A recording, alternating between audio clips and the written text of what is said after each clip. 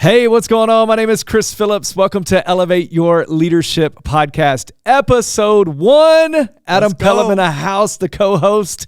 He's in here with me. Hey, today we are going to talk about the reasons you need to elevate your leadership. And so join us right now as we help you elevate your leadership. Let's go.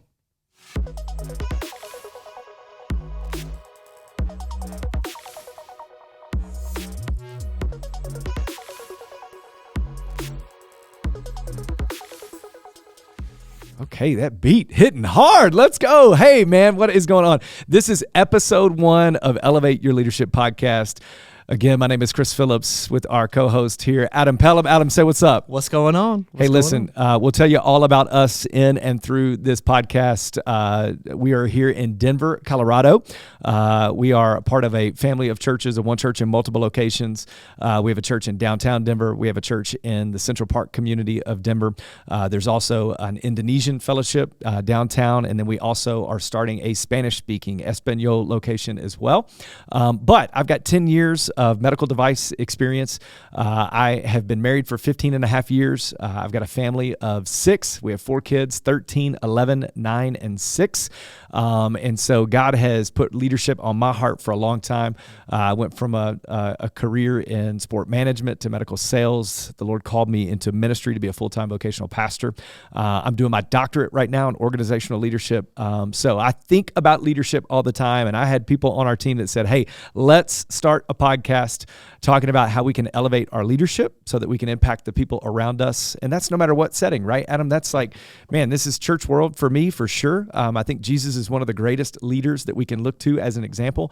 Whether you're a believer in Jesus Christ, whether you are a follower of Jesus or not, you cannot deny the fact that for 2,000 years, we've been talking about the same man that had some leadership in his life. And so we'll have a lot of our principles that we take from Christianity, from the scriptures. But man, what I would say is that you can take anything from that, no matter your background, your faith background, religious background, and all of that as well. And so we got Adam as well. Adam, where are you from, man?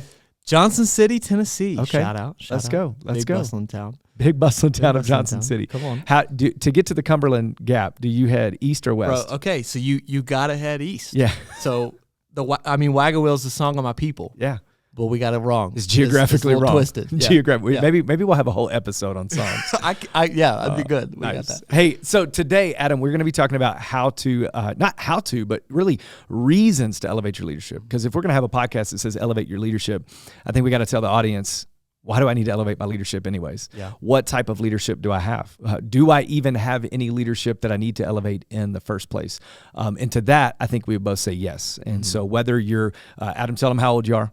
26 years old. 26. Whether you are 26, whether you are in ministry or in the secular marketplace or wherever that may be, you have leadership, right?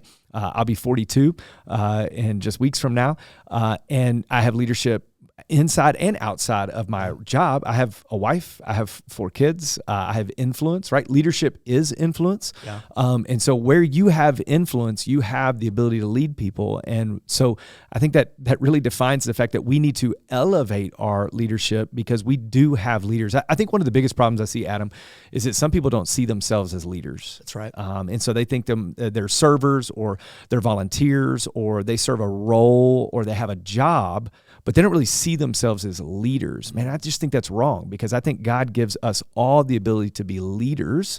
I think we have the ability to impact other people, whether that be neighbors or friends or coworkers. And in that, we have leadership. And so I think it's vital, absolutely vital that we learn how to continually elevate our leadership so that we can continue to step in all that God wants us to do. Adam, tell me just real quick, as a 26-year-old just worker in ministry right now, you've walked through the last several years. When you came out here, you were 23, right? Recently having graduated college, but you had leadership to a degree, even in a city where you didn't know anybody. Anything that you learned on okay, I am a leader. How do you see yourself as a leader as you walk through that? Yeah, I think the big thing is, you got to love where you live too, right? And love the people that you're around and serving and leading. Yeah. And so when I first moved out here, it was kind of like drinking water from a fire hydrant a little bit. But as you get grounded, as you get rooted, as you get the responsibilities as a young leader, you start to feel more qualified. But it's taking that small step of leadership. How can I progress a little bit better every single day. Yeah. We'll talk about that a little bit in this episode as well. So yeah, for me, it's just, hey, Rome wasn't built in one day. Yeah. You're not going to be the guy right out of college, right out of whatever. Right? But you always have leadership. That's always right. have influence. Always. That's right. Yeah. Hey, so we're going to talk about 5 reasons to elevate your leadership. I've got those out, and then we're going to give you some practical things that you can take away at the very end of this. If I am going to elevate it, where do I begin? How do I start? I'm a very practical guy by nature. I don't want to just take in a bunch of content, but I want to give content, but then also give practical steps on how to implement that content day one as soon as you get done listening to this podcast. So number one reason that you need to elevate your leadership is because of this. Leadership is not about you, it's about other people. You cannot be a leader without other people. If I don't have influence or anybody following me, then I'm not a leader. I'm just walking along on a path. Yeah. And so leadership in general, by its just in the very primitive form of leadership, means that I have other people around me. And so I think in the world that we live in today, leadership is influence, and influence means I got a bunch of followers on Instagram. Means I got influence. I want to be an influencer. Those two things are not the same thing. You can be an influencer on social media and not be a leader at all. Yeah. But it's really hard to be a leader and not have any influence. And so leaders have influence, and that means that influence is for other people, right? To other people to walk the journey that I'm walking, other people to maybe avoid mistakes that I've had in my life, maybe to better their leadership so that they can move further down the field with whatever mission and purpose they have in their job or in their career or even in their life, right? And so if I think about that in its very primitive form, leadership is not about me, it's about other people. And if it's about other people, that means I need to elevate my leadership so those other people can be impacted and influenced. Adam, you moved out here and we have a young team. We have people all around us. But one of the things is if leadership was just about Chris and some type of platform that he had or some type of platform that he could go, well, then I'm not impacting the other people that are around me, right? So I try to bring you along to places. I try to bring other guys on our team and ladies on our team, Hampton and Sarah and Alexa and all these types of people. I want to bring them alongside because I want the leadership to be able to influence them and help them in their life. How have you seen other people influence you from leaders? And then how are you now trying to impact other people by your leadership? Yeah.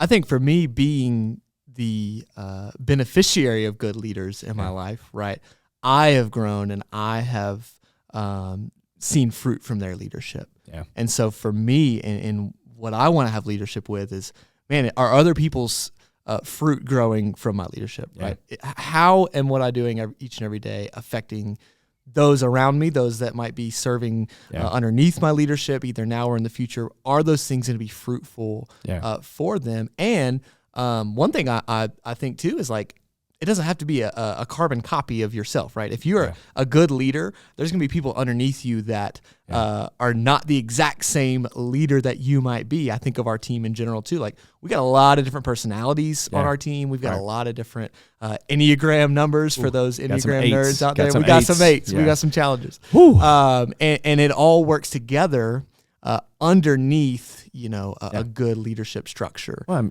I mean, you said it, your fruit grows on other people's trees. Yeah. So as a leader, your fruit, like an apple tree doesn't grow fruit for itself. An apple tree grows fruit for other people to come and take the apple, right? Your fruit grows on other people's trees. So your leadership is not about you, it's about the people around you. So the more you elevate your leadership, the more you grow in your leadership, the more the people around you are going to be impacted, which, by the way, just elevates your leadership also. When you can elevate your own leadership, you're then elevating the leadership of the people around you, and it's reciprocal in the fact that it then elevates your leadership as well. So if your team is getting poured into, if your team is getting invested into, if your team is growing, man, I better grow too. So the more I can invest in my team and they grow, the more it presses in me to grow too. I never need to be at a table where I'm the smartest guy or I'm the one that makes all the decisions. Because if I'm sitting at a table and I'm the smartest guy or I'm making all the decisions, something's wrong. I'm not leading and developing the way that I need to. So one, leadership isn't about you, it's about other people. That's why you need to elevate your leadership. Number two, self-awareness is critical. Preach. Man, I just can't even tell you how many times I'm in settings where I'm going, are you even aware of what is going on in your own life right now? Like, are you even aware of what is going on? I have calls with, so many different people that come in and they're asking questions and they're wanting to do certain things. It's like, man, you are not even acknowledging right now what is going on or the questions that you're asking. How, just inappropriate they are, how you didn't even think through, this type of process. And so why do I need to elevate my leadership? Man, because self-awareness is critical. I need to know where I am. I need to evaluate to see where I am as a leader. Am I in tune enough what's going on within the organization that I serve? Am I understanding of my weaknesses and also of my strengths, right? Because it's not just knowing that I can get done what I need done, but what are some of my weaknesses that I can work on? But what are also some of my strengths that I can continue to throw fuel on the fire towards so that I can get better and better in that area? Man, if we are floundering around, just living, day to day, hour by hour, job to job, just checking the box, we are not aware of our leadership skill, right? And even, with both of these, with leadership not being about us, I'm reminded of how Jesus invested in his disciples. I mean, He's the penultimate leader, right? I mean, and what did he do? He invested in the 12, the other people around him. But Jesus also had a self-awareness, the fact that he needed to invest in these 12 because he knew that he was not going to be here for long. He knew that he had a purpose to serve in his 33 years. And so the self-awareness was, okay, I need to do this. It needs to not be all about me. I don't need to make all of these decisions, because if this is going to be a movement that's going to last until 2022, 2023, and so on, then it needs to be, okay, I need to realize that I can't solve all those answers. That's a self-awareness piece. Yeah. I'm not going to be here forever. I'm not going to be in this position for forever. I serve at a church that went through 20 years of decline in attendance because of a tragic accident that happened to a pastor 20 years ago. And in that, I often think back, I've always operated by the Mack truck rule. So anybody that's ever been on my team, they would always tell you, hey, the Mack truck rule. The Mack truck rule means, man, if I was hit by a Mack truck today and was not here, would we still have enough systems and structures in place where everything could go on, right? Some of the self-awareness is realizing that I don't have all the answers all the time and I'm not always going to be here. So I need to be investing in other people for the days that I'm not going to be there. And that's a self-awareness of the brevity of life, right? And so self-awareness is critical. What are areas that self-awareness play a role in your leadership, Adam? Man, I think even speaking to what you said often around our team and in regards to the ministry that we work in, like you say all the time, hey, I'm just an interim pastor. Yeah. Right?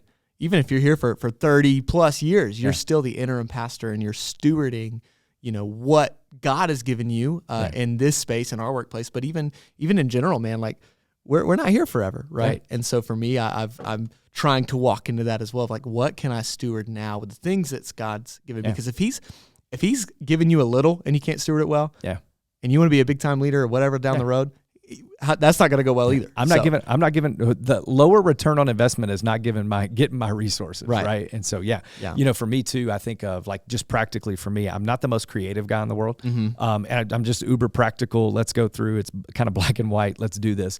So one of the things I try to do is get ahead in my teaching so that creative people can help with creative elements, right? So if I can get ahead and get a creative team that says, oh, you're doing this message series in this area, these are some of your points. What if you did this illustration?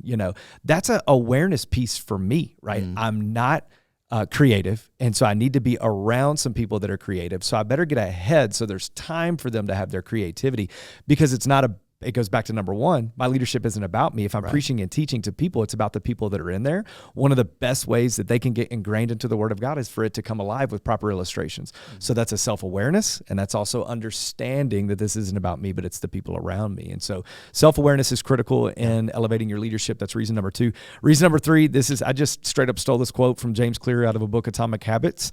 But the reason number three, you need to elevate your leadership is because you don't rise to the level of your goals, you fall to the level of your systems. Bro, fire. Come on. Quote. You do not rise to the level of your goals, but you fall to the level of your systems and your structure. Goals in the beginning of the year, man, we're getting close to January, and people got goals. Year, new me, baby. Yeah, come on. New year, new me. I'm still same me, not going to hit all the goals I want to hit. And the reason is because everybody can have all the goals in the world, but that doesn't mean you're going to hit them. Just because you can write down a goal, it doesn't mean you're going to hit them. Right. But your systems and your structure will lead you to whatever goal you're trying to hit. And so for me, you need to elevate your leadership, because you can put all the goals and things that you want to on the world down on paper, all the ones that you want to in the world down on paper. But you're going to fall to the systems and structure you put. And so when you elevate your leadership, you're going to put systems and structure in place to actually hit those goals, right? And so, Adam, you know this. I mean, like, we walk through this all the time. I don't want to just list goals, but I want to have proper measures that we can hit. We also want to say, okay, what are the systems and structure that are going to get there? How does this quote from James Clear out of the book Atomic Habits, how does that hit you? Man, I read this and it hits me right in the face because I'm a big dream guy. I'm a big goal guy. Right? Dreamer. I see. You give me a little vision. I'm like, let's go. Dream. Sorry. I see it. I'm like, let's go. And then you say, all right, how we get there? And you got crickets, right? And so for me, it's like, how do I develop structures in my personal life, in my work life, in the other things that are going on? And one thing that I've tried to implement that you have taught me over the past few years is the simple words to live by, right? Yeah. Write your words to live by on your notes app. Yeah. Like, what are the things that you are going to do each and every day that define Yeah. who you are and what you want to do, right? So give us some examples of some of those words to live by that you have. Oh, I know you read through them a lot. No, I mean, so I list this. I took this idea from a concept from Craig Rochelle. He walks through, and it's basically just a reminder of like how God's made you. Yeah. And so, like, I mean, first and foremost, I say, I will love Libby with everything today. My kids will see a picture of Jesus in me and everything that I do. God has called me to be a catalyst for multiplication in Denver, the West, and the world. And it's a reminder of all these types of things so that when I attack my day, like I'm going after it going, okay, this is what God's called me to do. This is who God's called me to be. This is what he's called me to accomplish today. And then even in that, man, I take that after I read those things, I use a bullet journal. Yeah. I am so much more productive when I write down what I want to do for the day. Yeah. I'm telling you, because it's like, hey, these are things I wrote down I wanted to do. I'm going to do everything I can in my power today to get these done. Yeah. But when I have stuff in my head, like I need to get these done, I still accomplish some things, but I am not as proactive at doing them as when I have them written down in my bullet journal, right? Because you don't rise to the level of your goals. You fall to the level of your systems and structure. My system and structure is to write down what God wants me to do for that day so that I can make the most of him and utilize the gifts that he's been giving me to the maximum ability so that he can receive all the honor, glory, and praise. Yeah. And how nice is that feeling when you check that last box of the day? Look, I mean, it's so satisfying. It may be right before I go to bed, right? But man, it feels so good. I sleep so sound and pure at that moment, right? Yeah. Turn on the sound machine and let's go. So yes, number one, leadership isn't about you, it's about others. Number two, self-awareness is critical. Number three, you do not rise to the level of your goals, but you fall to the level of your systems and structure, by James Clear. Here's another one that I've said for a while, a team back in Memphis when I was at a church there. The rising tide lifts all ships. And so the reason you need to elevate your leadership is because the rising tide lifts all ships. Yeah. So if you are the tide of that marina, that bay of ships that are there, and you are rising that water level, then everyone else raises around you, right? And so wherever you are, if you're a teacher and you elevate your leadership, the teachers around you are going to want to elevate their leadership. That's right. If you are a CEO and you are elevating your leadership, the people around you are going to want to elevate your leadership. If you're a nurse and you're sitting there and you're raising up the level for everybody else, everyone else around you is going to try to elevate to the level of you. And if they're trying to do that, man, then guess what? The organization is moving forward. Right. The organization is hitting goals that are there. And I'm going to tell you what, man, you start to elevate your leadership, and then the people around you start to elevate their leadership. And then people are acknowledging, hey, man, this started because Adam was intentional about doing all of these things. Man, you got a job wherever, whatever you want to do. There's always a role and responsibility that you're going to have because people want leaders that are elevating the leadership of people around them. Yeah. But it doesn't start with just going after people to try to get them to do it. They look and say, oof, Chris can do it, so I want to do this too. Adam is doing it, so I want to do this too. Susie is doing this, so I want to do it too. John is doing this, so I want to do it too. And so the rising tide lifts all ships, no matter the organization that you're in. Yeah. The rising tide lifts all ships. Adam, in your leadership, have you ever wanted to lower yourself to the level of the weakest leader? No. No? You didn't be like, you know what? This guy, he works 3 days a week, and so I think I'll just lower myself down to that. It sounds nice. Yeah, but not at all, because you go, that dude's going to lose his job. Right. Right? And so, but have you ever been around other leaders and thought, you know what, man, I wish I could lead like that. Yeah. Or I think I can do this in my own life. Have you ever been around that? 100%. Yeah. And what do you do when you're around people like that? I think you in following them, you just gravitate towards them. Yeah. You do. Like, you know, positivity breeds positivity. Effectiveness breeds effectiveness, like you talked about. You gravitate towards those people. Yeah. And so we need to ask ourselves, okay, how can we be that for other people? And it goes back to the first point too. It's not about you. It's about others. It's about other people. Yeah. So that's number 4. Number 5, last and certainly I've not heard this least. one a million You times. have now. Listen, this is. I didn't hear this from anybody else, but I know that I said this all on my own. Yeah. The concept is not, you know, obviously there is nothing new under the sun, but the concept is there. I remember I was on a mission trip in Seattle in 2013-14. And I was there, and I had this young guy that was staying with me. And I love this guy. This guy's a pastor now, and he's getting ready to church plant in Missouri. And this guy was staying with me. Dude, he wore me out. This is one of the, like, he's the sloppiest guy ever. He was late to everything. He's the goofball of every room that he was in. And they roomed him with me, right? And I was like, this is not going to be good for him. Because, Adam, you know, I wake up super early, right? And I don't play. Like, I'm going to get up. I'm going to do my quiet time. I'm going to do all these types of things. I'm going to get to stuff before the day hits and everything else. And so this guy was with me. And so as soon as I would wake up, I said this to him every day. I said, listen, man, you got to attack the day before the day attacks you. Come on. If you don't get up and get after it and get going and get a plan for your day is already a plan for you. Your day will attack you. Your day has a plan for you. The people around you have a plan for you. And so if you do not get up and attack the day before it attacks you, you have lost all ability to elevate your leadership at all. And so, for me, man, and I'll let you talk in a second about what your attacking the day is, because you've actually grown in this since I've known you in the last 3 years. For sure. So for me, this is not a, hey, look at me, I do this, but like I have 4 kids and they have school and they have everything else. I know that one of the quietest times I can get in my house on any given day is before they all wake up. So what do? I wake up at 4:45, and from 4:45 to 6:30, that's time that I can get anything done that I need to. I start with prayer. I go into my reading of the word. I go into responding to some emails, doing some tasks there. I go into my own personal reading of books and learning and growing in those areas. Man, and I don't have to deal with anybody for almost 2 hours when I get up. I'm attacking the day before it attacks me, because when 6:30 hits and I've got to go downstairs and wake up Henley Grace, it's done. It's chaos, right? Until they're all gone, then I've got to be in work, right? And so when I get to work, people are constantly asking you questions. Hey, can you, they didn't schedule these things, but I got a question for you, and can you answer this for me? And man, if I had a plan, that plan is like fleeting fast. And so if I wake up, attack the day before it attacks me, I can get ahead to all of those things and then really elevate my leadership. And again, it goes back to why do I do that? So I can impact other people. So I can have the proper self-awareness of what's going to go on. So I can hit the systems and structure that we need, and so that I can raise the tide of all the ships that are around us. So you've grown in this. Why and how have you grown in this? I think it's understanding and realizing, okay, the 9 to 5 looks different each day, probably.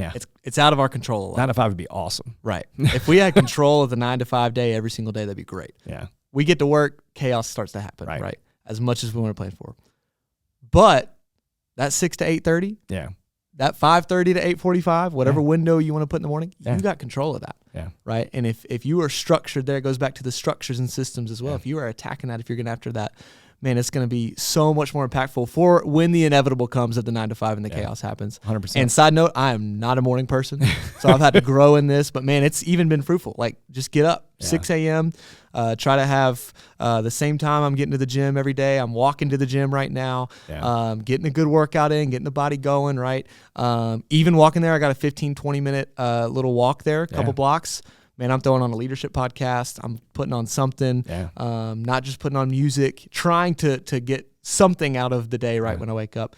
Get back home, shower, quiet time, same breakfast, 2 eggs, toast. Dude, every time. Hit it up. And then you get to work. And then the chaos happens, but you're good. Right. Hey, how's that feel when it's like 20 degrees outside? Not good. We got some snow going right now. Man, you just got to bundle up, though. Dude, look, here's the thing. Pastor friend down in Tallahassee, Dean and Sarah, he says this. He says, and people have said this before, but Sunday morning church is a Saturday night decision, right? And so, like, when I'm running in the morning, I set out my clothes for the next morning, right? Because it's like, okay, if I'm going to work out in the morning, I'm going to set out my stuff for the next morning. I look over my bullet journal the night before so that when I wake up, I'm attacking the day.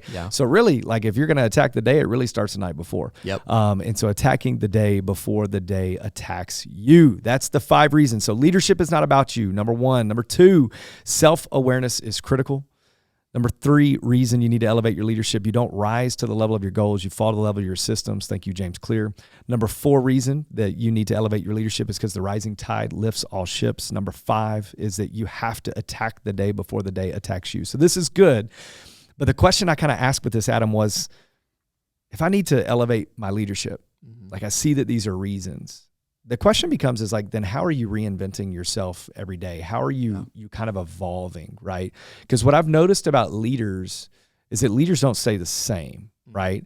Leadership principles stay the same, but the leader is constantly growing. You and I know in our faith, there's something called sanctification. Sanctification means every day I'm growing more and more into the likeness of Jesus, right? Which means I need to be evolving. I need to be reinventing who I am and revolving around the person and work of Christ and evolving into a more Christ-like person, right? So leaders, in order to elevate their leadership, they need to be evolving around, which, by the way, hey, if you're not a follower of Christ, like everything in the world around us is evolving, right? I have the iPhone 13. What's out now? 14? It's hard to keep track. 14's out now. Okay, so I have a 13. Yeah. I mean, I've had a couple of iPhones. Yeah. I didn't stay with the same one. Why? Technology evolves, right? We're doing podcasts, down in a basement of a church with iPads and roadcasters and everything else. Yeah. Back in the day, you wouldn't be able to do that. We got iPhones recording. We're doing all this kind of. We have to be able to evolve if we're going to be constantly introducing ourselves into the best leadership that we possibly can. Yeah. And so everything around us is in constant